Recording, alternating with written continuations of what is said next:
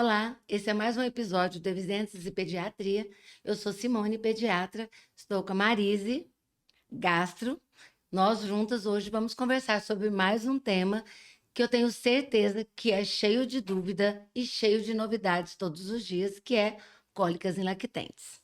Um tema bastante desafiador, né, Simone? Que a gente tem muita coisa para falar.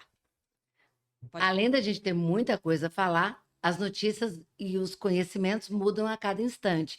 E eu tenho certeza que na cabeça de cada mãe, de cada família, de cada profissional, todos os dias as orientações ficam meio duvidosas, meio truncadas, meio difíceis, porque cada pessoa interpreta ou tenta falar de uma maneira e a gente vai tentar falar baseado em evidências.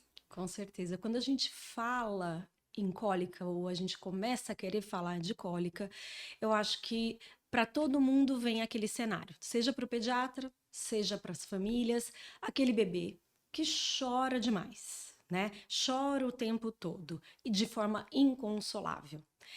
E aí já começa a polêmica, porque a gente tem que ter muito cuidado com relação à interpretação desse choro, né, Simone? Porque o bebê, ele chora por diferentes motivos, né? Então, algumas questões elas têm que ser bem pontuadas. A cólica, sim, ela é caracterizada, ela é definida por aquele choro, o bebê que chora de maneira inconsolável, principalmente no fim do dia, por longos períodos, ele fica vermelhinho, incomodado, se contrai, aperta as perninhas.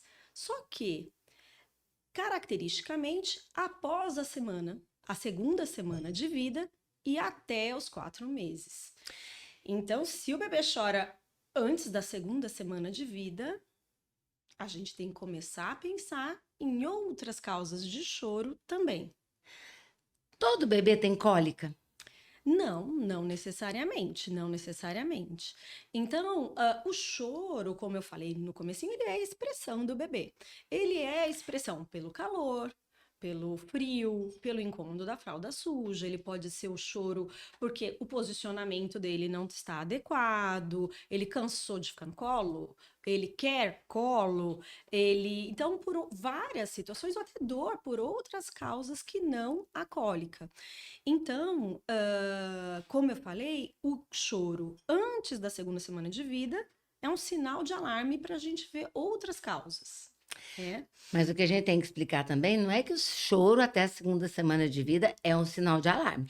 O choro também é a forma de De comunicar. O expressão. que a gente tem que nós precisamos explicar e entender com essa mãe é se esse choro é o tempo todo, esse bebê tá mamando bem, esse Isso. bebê tá fazendo cocô direitinho, ele tá evacuando bem, ele tá urinando bem, porque muitas das vezes nessas 2 primeiras semanas ele ainda não tem um aporte de leite suficiente, às vezes ele não está mamando adequado. Eu costumo dizer que essas primeiras semanas são semanas que o bebê precisa estar mais em contato com o pediatra para ele ver o peso, ver se ele está conseguindo fazer a extração do leite direitinho, porque muitas das vezes esse bebê não está recebendo a quantidade de leite e ela interpreta isso como cólica ou como fome. E às vezes você ajustando aquilo ali, ele melhora. Sem dúvida. O choro, por isso que eu falei, falar sobre cólica, que é falar sobre choro, é um pouco polêmico, porque muitos fatores têm que ser avaliados. A cólica acontece num momento em que o bebê também está se adaptando para uma série de situações e que o seu sistema nervoso central ele está se desenvolvendo, conexões neuronais estão acontecendo e que então em algumas situações, além do choro ser a expressão dessas situações que você colocou, Simone, também tem o que a gente chama de resposta adaptativa ao estresse do bebê.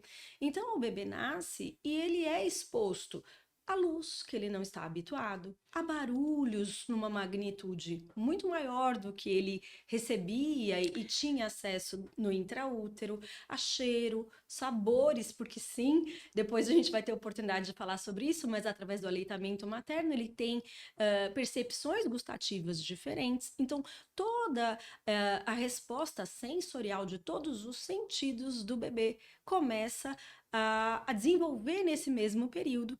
e que em algumas situações pode também se traduzir como incômodo, como uma irritabilidade. Então, o tato, para alguns bebês, ele demora um pouco mais adaptar, pôr e tirar roupa, né? A troca das fraldas. Então, tudo isso pode ser a expressão do choro do bebê. E o que a gente precisa sempre conversar com a mãe é que a cólica, ela não é 24 horas no dia.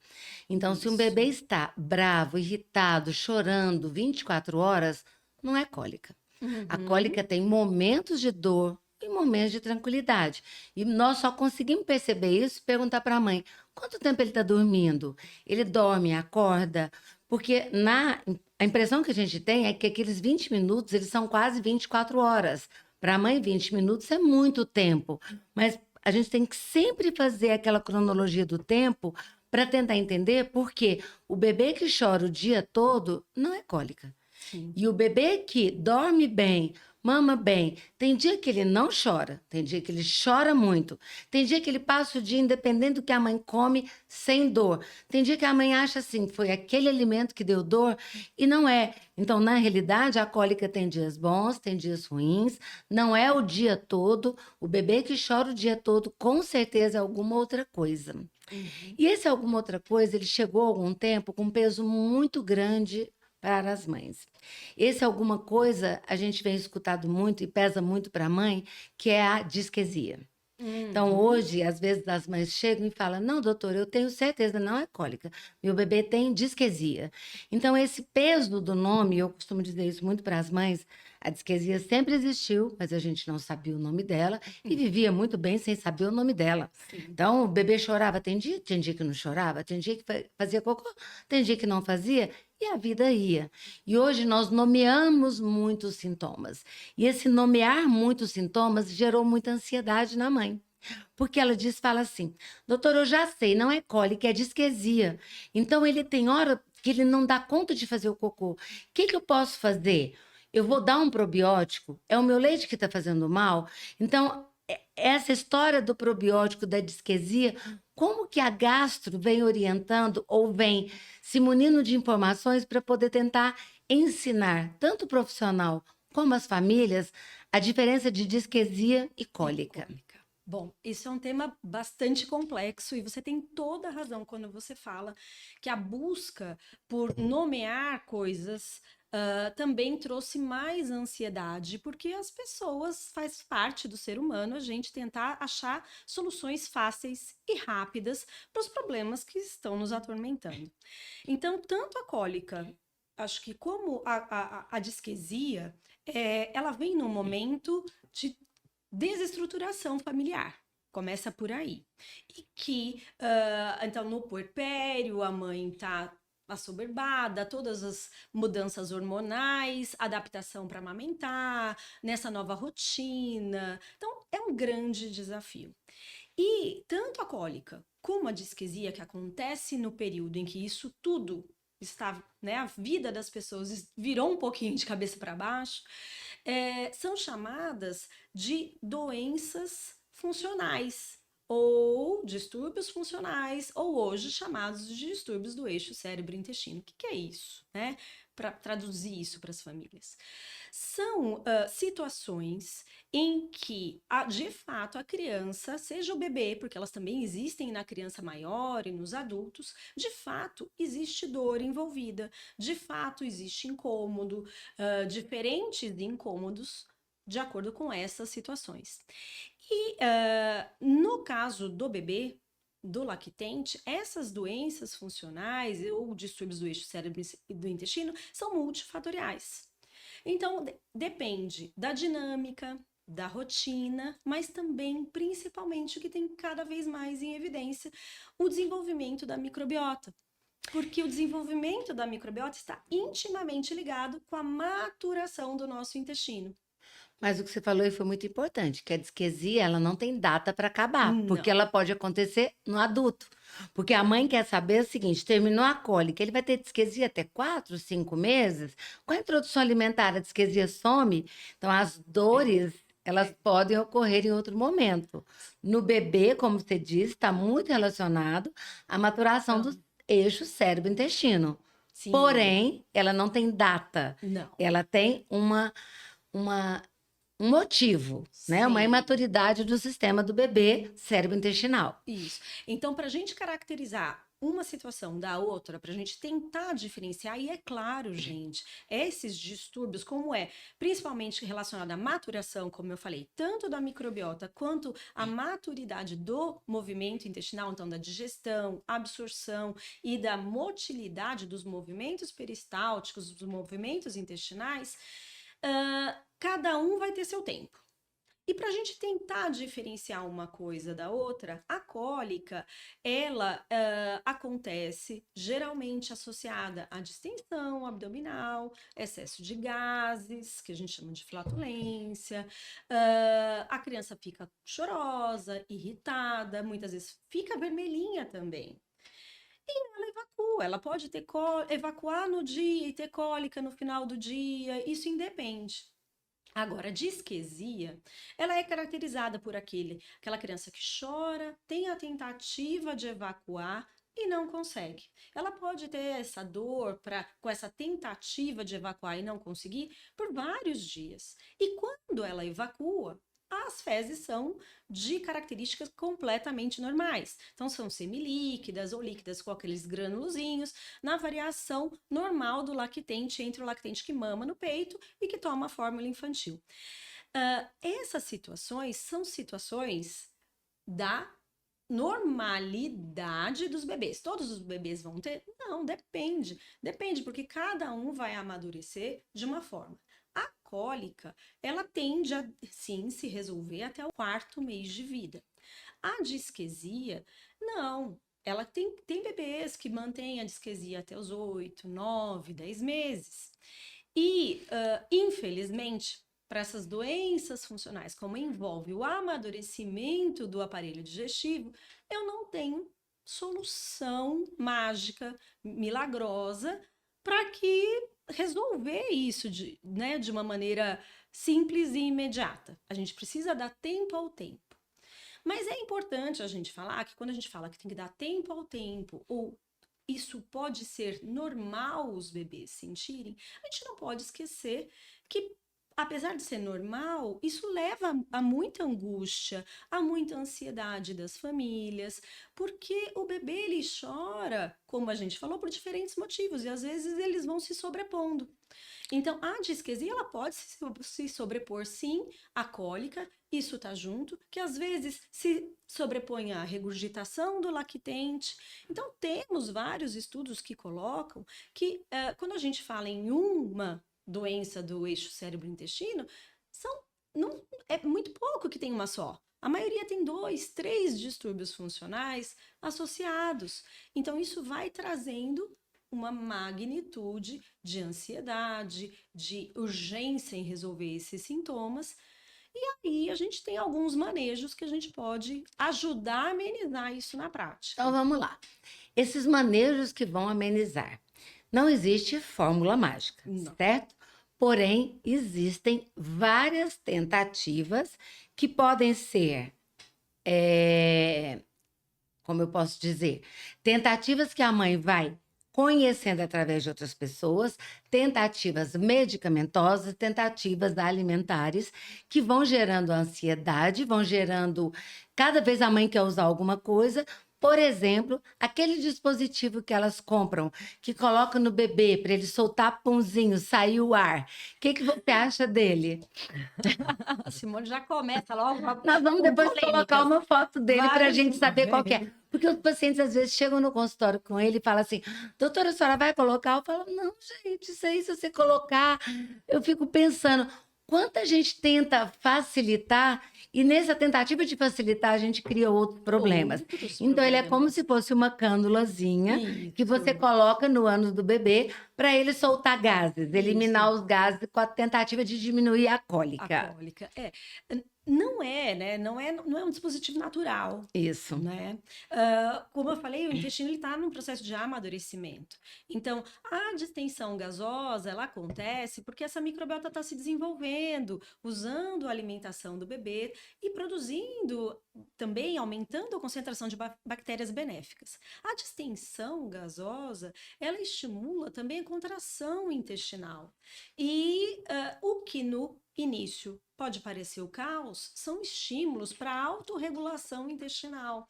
Então, usar um artifício totalmente artificial para isso não é a solução. Então, o que a gente tem, né, Simone?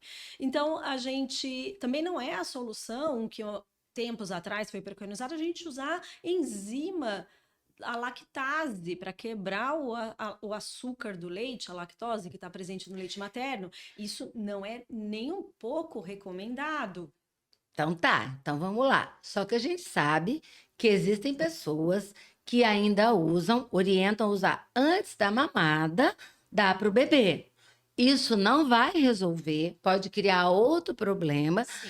ainda lembrando que ela é importante para o desenvolvimento e maturação do nosso intestino. Sim. Nós não podemos tirar, porque nós vamos estar criando novamente outro problema. Sim. Então, nós já citamos o mecanismo que não vai resolver, a enzima em gotinhas que não vai resolver. Que, aliás, ela se a gente olhar que a questão da microbiota, a lactose do leite materno associado a alguns componentes que nós chamamos de oligosacarídeos do leite humano, eles são fundamentais para o bom desenvolvimento da microbiota. Então, a lactose ela tem um efeito que nós chamamos de bifidogênico, que é aumentar os bifidobactérias da microbiota do bebê, que são fundamentais para o bom treinamento do sistema imunológico. Então, usar a lactase, além de não ter fundamento científico, ela pode trazer malefícios. E não custa pincelar, que isso é um assunto para depois, que não adianta também tirar a lactose da alimentação da mãe. Porque o leite materno, ele é rico em lactose. Se ela tomar ou não tomar a lactose, ele vai ter do mesmo jeito. Sim. Então, não adianta eu falar para a mãe começar a ingerir alimentos sem lactose. Não. Não vai resolver. Não faz sentido. Aliás, além de não fazer sentido. Porque muitas das vezes a gente vê, a mãe não é que ela tira a proteína do leite, ela tira a lactose da alimentação. A proteína do leite é um outro assunto para um outro momento, mas a lactose não vai resolver. Então, nós já falamos, não tirar a lactose, não usar a lactase, não usar a sondinha anal para soltar os gases. Algumas coisas que eu acho que resolve, que é a mãe fazer massagem no bebê, sabendo fazer, sabendo o movimento do intestino, aproveitando o momento que o bebê não está de barriguinha cheia, porque se a gente faz a massagem na hora que ele está com a barriguinha cheia, ele vai regurgitar. Sim. Aí ele vai refluir, ele vai chorar, ela acha que fez mal. Isso. Então, a massagem vai melhorar, além de ser um momento de conexão mãe e filho. Então, a gente sempre fala que existe muita massagem, por exemplo, tipo a Chantala, que é extremamente difundida. A massagem no bebê melhoraria muito, mas existem algumas coisas que vêm surgindo, que a gente está escutando, que não tem ainda evidência. Vou soltar um pouquinho de polêmica aqui, que é microfisioterapia e laser vai resolver cólica intestinal? A gente não tem evidência nenhuma em relação a isso, né? Nenhuma. Então, acho que são práticas que algumas pessoas buscam justamente por esse caráter de urgência, de desespero, de ansiedade extrema. E falando nisso, né, da ansiedade, a cólica, sim, também tem associação com uma falta de rotina ou ansiedade extrema e até mesmo depressão materna. Então, também faz parte da abordagem da cólica a gente entender como que tá essa rotina, como tá o estado psíquico, a relação dessa mãe com essa criança. Como é que tá o ambiente? E como é que tá o ambiente, se tem rede de apoio, o estado psíquico dessa rede de apoio, para tornar esse ambiente mais tranquilo, mais calmo, porque também tem estudos colocando muito essa questão comportamental, né, emocional da mãe com o gatilho da cólica do lactente, ou um dos fatores que podem colaborar ao maior desenvolvimento da cólica do lactente. Uma coisa que a gente percebe muito no consultório, às vezes a mãe não está tão preocupada, mas aquela rede de apoio se desestrutura, a avó, Uhum. a babá, a enfermeira. Eu nunca vi uma criança chorar tanto. Todos que eu cuidei até hoje nunca chorou desse jeito, nunca choraram desse jeito. Então a gente percebe assim que isso, às vezes a mãe está até bem, É, mas essa rede de apoio, se ela não está orientada, ela verdade. gera essa angústia. Sim. E eu falo isso muito, que às vezes se você não acalma quem está do lado, também não flui. Não. Que a gente vê que isso não dá certo. E então a gente já falou algumas coisas e sobra um pouco a medicação. Aham. Existe, e dentro de medicação a gente tem alopatia, homeopatia, tem probióticos. O que, que de evidência científica hoje nós sabemos também que muito se mudou da conduta, inclusive do probiótico para a cólica do bebê? O que, que se tem de evidência? O que, que a gente pode falar para a mãe? Olha, isso aqui vai dar certo, isso aqui não vai dar certo. Vamos esperar. Isso aqui, por exemplo, vamos usar um antiespasmódico para os gases. Ele vai funcionar, ele não vai funcionar? De evidência hoje na cólica, o que, que a gente pode falar que tem de mais novo? Então, para os pediatras que estão nos escutando, né, na verdade, ou assistindo, seja no YouTube, a gente tem um artigo, depois a gente vai deixar o link, ele não é tão recente assim, mas que ele é muito legal, que ele compara as práticas popularmente utilizadas. E ele separa por esses grupos. Então, sobre a simeticona, dimeticona, a gente tem evidência suficiente para dizer que eles são realmente efetivos no controle da cólica e do excesso de gases? Não temos. Fitoterápicos é uma outra classe também que a gente tem muito de busca, sejam eles nacionais, sejam eles Importados? importados, né? A gente tem diferentes, chamados de cold waters também, que usa muito na Europa e tudo mais.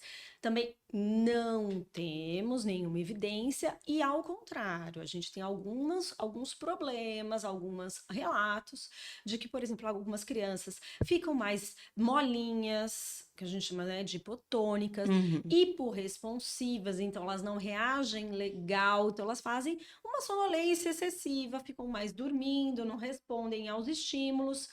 Por que isso, né? Tem ação no sistema nervoso central? O que é que está acontecendo com essas crianças? Que às vezes isso pode acontecer com alguns ditos fitoterápicos, E alguns são né? irritantes também, né? São irritantes.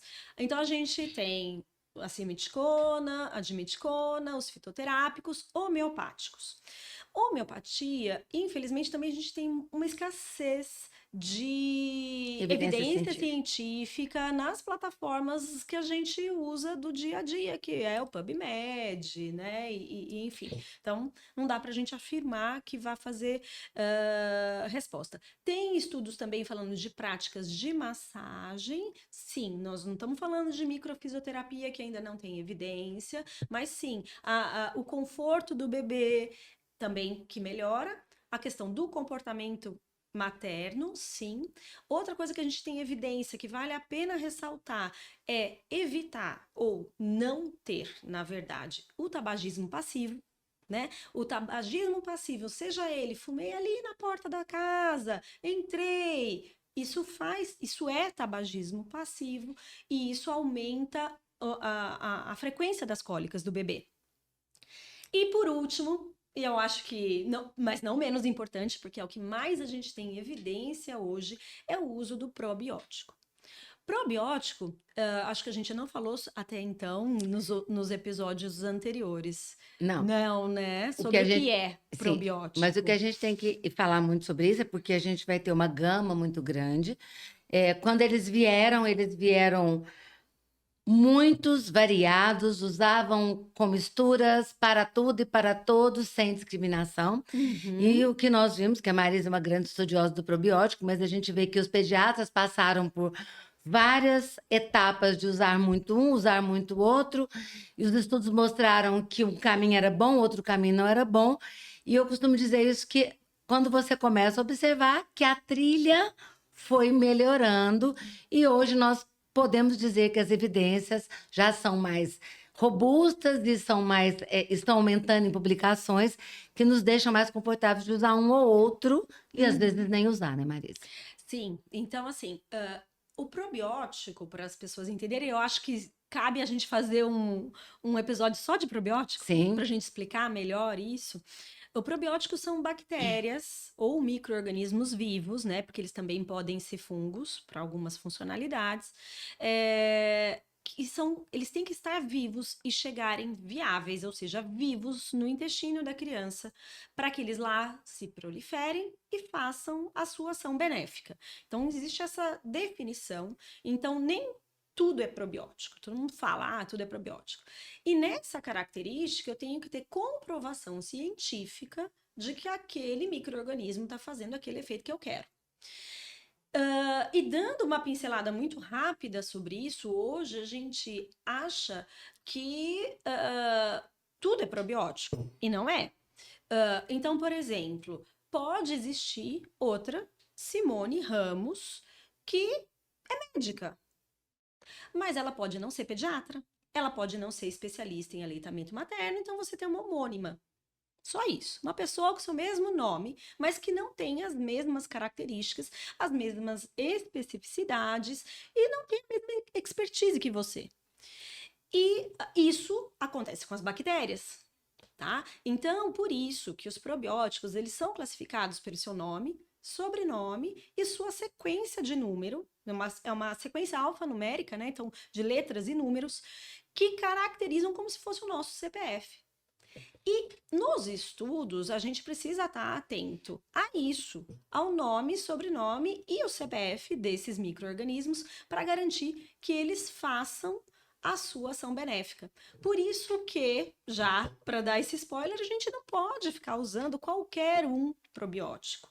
Então, às vezes o que está num produto X não é o mesmo que está no produto Y, que eu comprei quando eu fui para os Estados Unidos.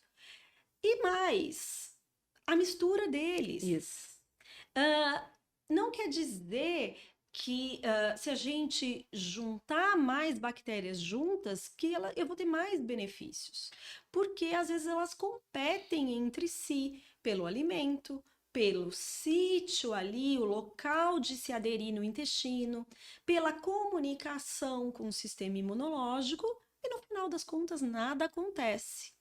Então, probiótico é lindo, eu falaria aqui horas sobre probiótico, mas a gente tem que ter cuidado, a gente tem que ter muita evidência para a gente usar, para que as coisas não se percam, né, essa funcionalidade.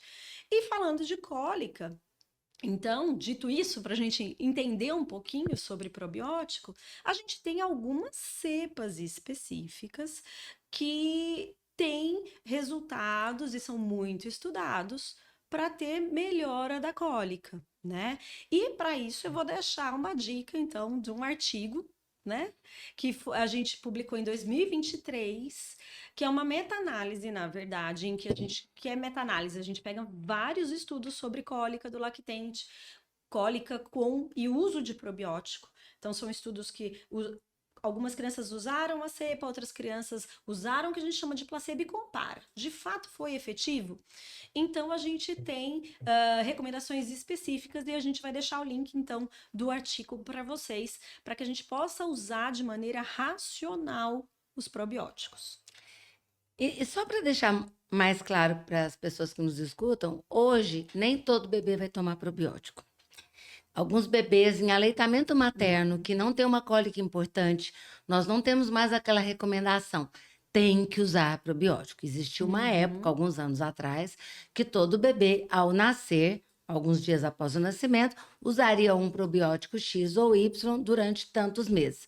Hoje nós vemos que naquele bebê que está bem, em aleitamento materno, está tranquilo, não precisa.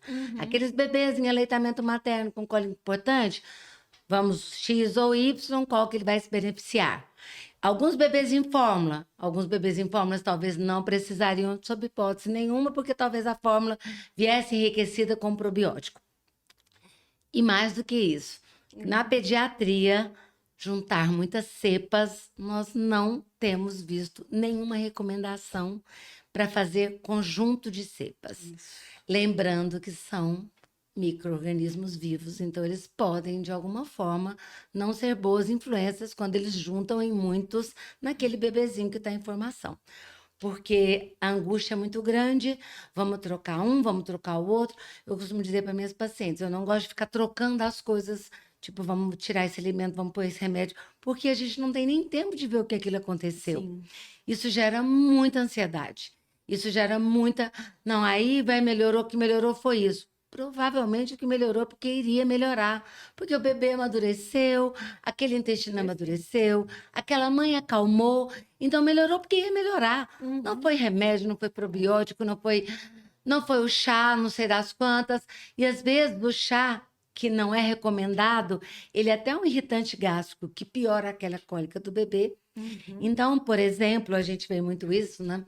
Existem as crendices e os mitos. Então, um dos mitos que a gente escuta muito é: vou dar café antes da primeira mamada, porque o café não vai deixar meu bebê ter cólica. Terrível. E a gente escuta isso até hoje. Então, isso vem, o café não tem nada, vai irritar, vai provocar uma irritação gástrica, e as mães, naquela ânsia de resolver, vão piorar.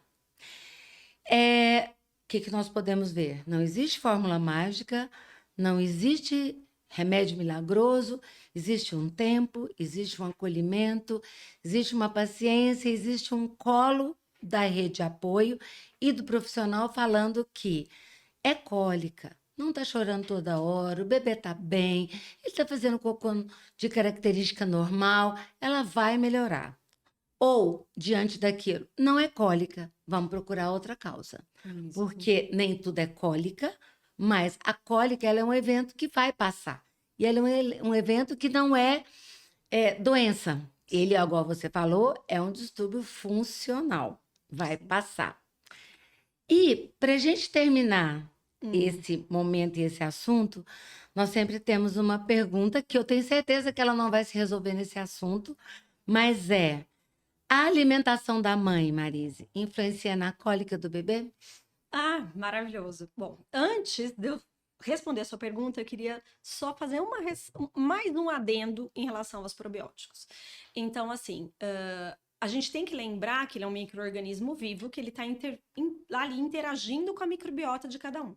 E cada bebê tem uma microbiota específica, cada um de nós tem uma microbiota que é considerada a sua segunda impressão digital. Então, essa interação pode ser boa ou não. Então, quando a gente usa um probiótico, a gente tem que ter esse olhar de cuidado. Não é prescrever e tchau, porque ele pode ter exacerbação de sintoma. Outra questão importante ainda com relação ao probiótico é que sim, a gente tem algumas evidências que uma cepa específica em crianças com aleitamento materno podem ser eficazes na prevenção do desenvolvimento da cólica. Mas não é todo probiótico. É uma cepa específica e que a gente tem que ter esse olhar muito cuidadoso, que também, por causa dessa interação bem chave e fechadura, que tem que combinar, nem todo bebê que usou esse probiótico vai estar blindado do desenvolvimento da cólica do lactente. Indo para a sua pergunta, para a gente finalizar, Simone, alimentação e cólica. Assim como você citou do café, a gente também carrega culturalmente vários mitos em relação a isso. Tal alimento causa cólica. Então a mãe comeu feijão, causa cólica, tira feijão. Ela tomou sucos ácidos, frutas cítricas, vou tirar isso da mãe. Ah, ela comeu coco, não pode. Ela comeu chocolate, não pode. Frutas ácidas. Frutas ácidas, tomate e vai. Assim, vai fazendo uma lista gigantesca, somada à dieta também do puerpério, do resguardo, chamado dieta do resguardo, que vão essa mãe numa fase em que ela precisa produzir leite, se restabelecer do parto, e ela precisa ter uma dieta equilibrada, fica praticamente inviável. E não há, então, evidência de que isso tudo que a gente citou aqui seja causador de cólica. não tem evidência. O que a gente faz é que a dieta da mãe tem que ser equilibrada, rica de alimentos naturais, evitar sim alimentos artificiais, isso tudo a gente, por uma questão nutricional. Diversificada também, porque, como eu citei antes, o paladar, as nuances do sabor do aleitamento materno, elas mudam de acordo com a alimentação do que essa mãe consome, e isso vai trazer estímulos sensoriais diferentes para esse bebê, o que vai evitar ele ter preferências. Isso a gente vai falar melhor, eu acho, quando a gente falar sobre dificuldade alimentar. Mas a grande questão que eu gostaria, como gastropediatra, de falar é a questão do leite de vaca e a cólica. O leite de vaca, ele tem sido vilanizado por uma série de questões e, sim, a gente tem super diagnóstico de alergia à proteína do leite de vaca, mas o que os trabalhos colocam é a cólica isolada, só criança só tem cólica, a gente tem que ter muito cuidado com esse diagnóstico de alergia à proteína do leite de vaca. Agora, esse bebê tem cólica, vomita demais, não ganha peso bem, tem uma dermatite atópica grave, de difícil controle associado, eu começo a pensar, tem diarreia, tem uma assadura perineal muito intensa, aí sim. Agora, a cólica isolada, a gente tem que ter muito cuidado, porque ela, como a gente já citou, por si só, ela é multifatorial e tem muita coisa para a gente abordar antes de sair tirando o leite da dieta materna, porque isso pode ser um fator precipitante do desmame, né? Porque não é fácil, vamos combinar? Não é fácil fazer essa dieta. Sem contar que a mãe, ela começa a carregar uma culpa de que o que ela tá comendo tá fazendo mal pro bebê. E ela começa a achar o seguinte, que se ela deu uma fórmula, o bebê não chorou. E quando ela tá tomando leite materno, o bebê chorou. O que ela não entende é que quando ele tá com ela angustiada, mamando no peito, ela liberando ali todo o estresse, o bebê sentindo o estresse dela, o cortisol materno, a frequência cardíaca, a ansiedade. Esse bebê sente aquilo que a mãe está sentindo e ele chora porque ela não está confortável. E aí, ela não estando confortável, passando essa angústia, e ela começa a diminuir a produção do leite porque ela está achando que ela está fazendo mal para o bebê, isso gera uma diminuição da produção, um estresse, um choro. E aí ela fala: eu vou desmamar porque meu leite está fazendo mal. Não, Não seu é. leite não está fazendo mal para ele. Isso. E outra coisa que eu costumo falar sempre: quando você come uma feijoada, 2 pratos inteiros, você tem gás. Então, o bebê tem dia que ele vai ter mais gás que no outro. Mas isso não quer dizer que aquilo fez mal. Ao contrário. Exatamente. Então, e eu preciso apresentar o maior número de alimentos, tanto na gravidez como no aleitamento materno para esse bebê, para, inclusive, que é um assunto que a gente vai conversar depois, deixar esse bebê dentro da alergenicidade mais preparado para receber depois os alimentos dele também. A gente fez por muito tempo dietas restritivas na gestação. Exato. Como nós trabalhamos errado naquela época, né? Tirava tudo da mãe na gestação, achando que ia diminuir a alergia nos bebês. E o que a gente vê hoje, inclusive? Quando aquele país tem muita alergia a amendoim, etc e tal, dá o amendoim na gestação para a mãe, tentando diminuir as alergias. Como as coisas são confusas para todo mundo e gerando ansiedade na mãe. E essa coisa da alimentação, eu sei que nós vamos falar várias vezes e vai ser difícil, mas aquilo que a mãe come não só não faz mal, como é importante desde que a mãe coma saudável, Saudável. né? Então, assim, Exatamente. desde que a mãe coma saudável, nós estamos fazendo com que esse bebê tenha uma apresentação mais variada possível dentro desse aleitamento materno dele, né? Com certeza. Então, o que a gente sempre busca é tentar trazer uma leveza, né, Simone, para as situações desafiadoras da maternidade e também do nosso lidar com isso, com esses problemas no consultório. Então, acho que se a gente pudesse trazer um pouquinho de leveza para isso, assim, esse problema existe. Eu acho que esse é um problema que a cólica vai passar, mas que precisa, mais uma vez, de uma rede de apoio orientada, de profissionais também bem atualizados e qualificados para que não sejam feitas alguns tratamentos, não sejam feitos alguns manejos equivocados, antigos, e que possam ainda piorar uma situação que já é desafiadora, né? E lembrando que os 3 primeiros meses são os meses mais desafiadores, e estabelecer um aleitamento materno nesse período é o que a gente pode melhor fazer para esse bebê. Tentar passar o primeiro mês, que é um mês muito conturbado, e principalmente pensar que vamos nos munir de informações que nos acalmem. Esses dias para trás, uma amiga da minha filha, ela chegou para mim e falou assim: mãe, a fulana tá com uma lista de uns 30 alimentos que ela não pode comer. Foi a senhora que passou? Eu falei: eu não sei nem fazer essa lista. Não sei fazer Graças a essa Deus, lista. nem sei fazer essa Não, lista. não sei fazer essa lista. Aí eu falei assim, aí ela chegou no consultório, ela falou: não, eu recebi essa de um profissional tal. Eu falei: não, esquece essa lista, não existe essa lista. Sua bebê tem aleitamento materno exclusivo, tá linda, desenvolvendo bem. Ela chora e melhora e vai dar certo, esquece essa lista. Porque senão a gente gera mais ansiedade, a gente gera mais desmame e angústia nessa família. Com certeza. Para a gente finalizar, eu espero que vocês tenham gostado. Aproveitem as dicas que a gente vai deixar no link, né, todos os artigos para vocês lerem. E qualquer dúvida, nós estamos à disposição, né, Simone? E estamos abertas às experiências de vocês. Se vocês tiverem alguma experiência, alguma coisa que vocês usaram, baseada em alguma coisa que a gente possa ler, para nos falar também, porque tudo muda, a medicina ela é muito dinâmica e com certeza algumas coisas que a gente acha que não tem evidência hoje, daqui a uns anos vão ter. Então eu brinco muito e ainda falo: vamos publicar trabalho, gente, vamos atrás das evidências, né? Com Porque certeza. com certeza as coisas podem mudar.